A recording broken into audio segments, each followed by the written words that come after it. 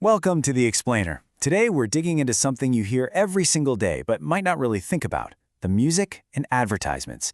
It's not just some background noise. It's this powerful, almost invisible force that actually shapes what we buy. It's a carefully crafted symphony, and it's all designed to grab your attention and, well, keep you coming back for more. So let me just ask you something. Think about that McDonald's ba-da-ba-ba-ba sound, or the Intel chime. Why can't you get those out of your head?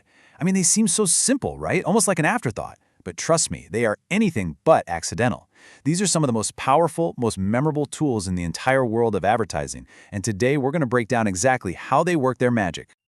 All right, so here's how we're going to tackle this. First, we'll look at the basic sonic toolkit that every advertiser uses.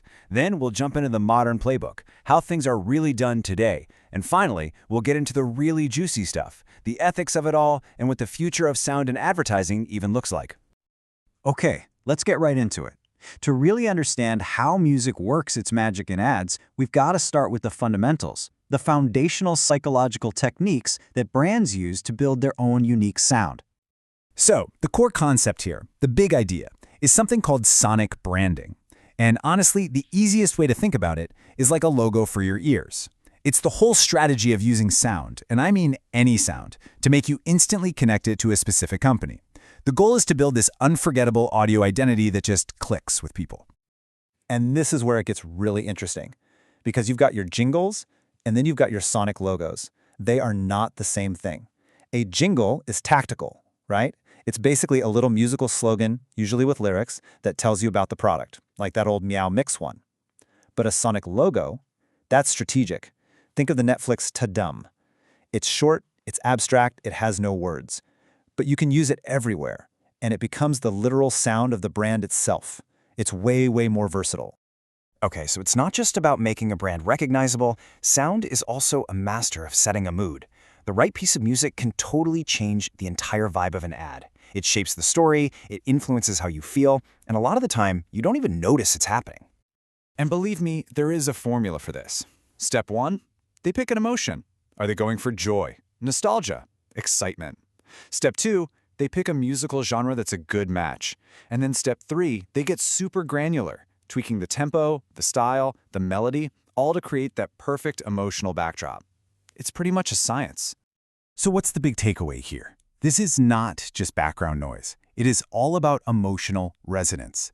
The whole goal is to tap into these universal feelings we all share so the brand can build these really deep, lasting connections with us that go way beyond just, selling you a product. Okay, so we've got the basic tools down. Now let's talk about the modern playbook. How are these ideas being used right now in the crazy, crowded media world we all live in? Because let me tell you, the game has completely changed. You hear this one all the time. One of the biggest moves in the playbook is to just use a song you already know and love. Brands will license a huge pop hit or adapt a famous classical piece because it's like a cheat code. It's a shortcut straight to your emotions, tapping into all the memories and feelings you already have for that song. But this is a total balancing act, a real double-edged sword. The reward? Bam! You get instant recognition and it feels culturally relevant. But the risks? Oh, they are huge.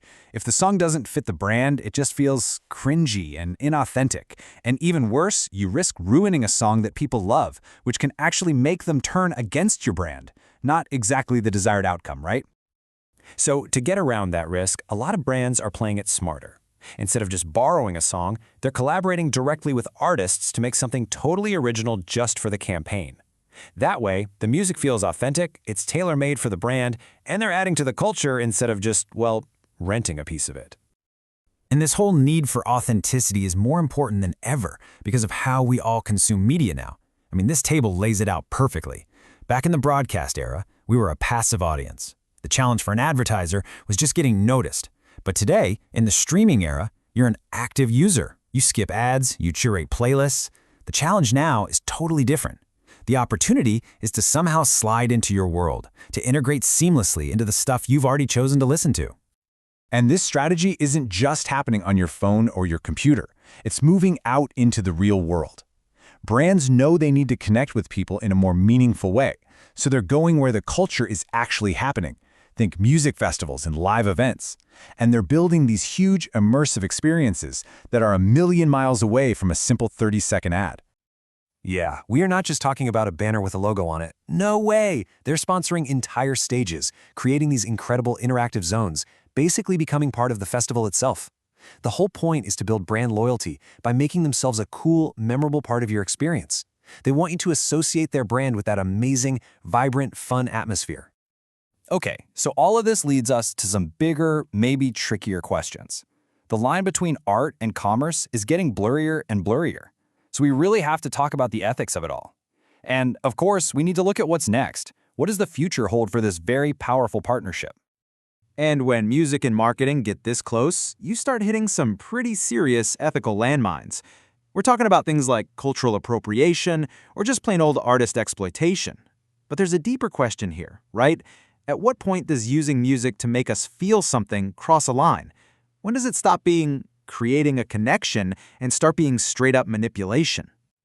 And just as we're all trying to figure out these ethical questions, technology is just sprinting ahead, completely changing the game yet again. I mean, we're talking about cutting-edge tech that's opening up whole new frontiers for advertisers to play in, creating auditory experiences that are more personal and more immersive than ever before. I mean, just look at this timeline. You can really see the evolution. In the 50s, it was all about simple, catchy jingles. Then in the 80s, boom, licensing pop songs became the big thing. By the 2010s, it was all about figuring out streaming and personalized playlists. And the future? Well, get ready for AI that composes music on the fly and these insane, immersive soundscapes in VR and AR. It's moving fast. So when you step back and look at the whole journey, from those simple little jingles all the way to AI-generated soundscapes, you realize it's complicated. Our source material puts it beautifully. It says it's not some big battle between art and commerce, but a harmonious dance, a compelling and evolving story in the symphony of consumer engagement. Which leaves us with one last big question to chew on. In this wild, incredibly complex dance between art and commerce, as melody and marketing become more and more tangled up, who's really leading? Who is conducting this symphony? Is it the artist, the advertiser, or maybe is it the algorithm?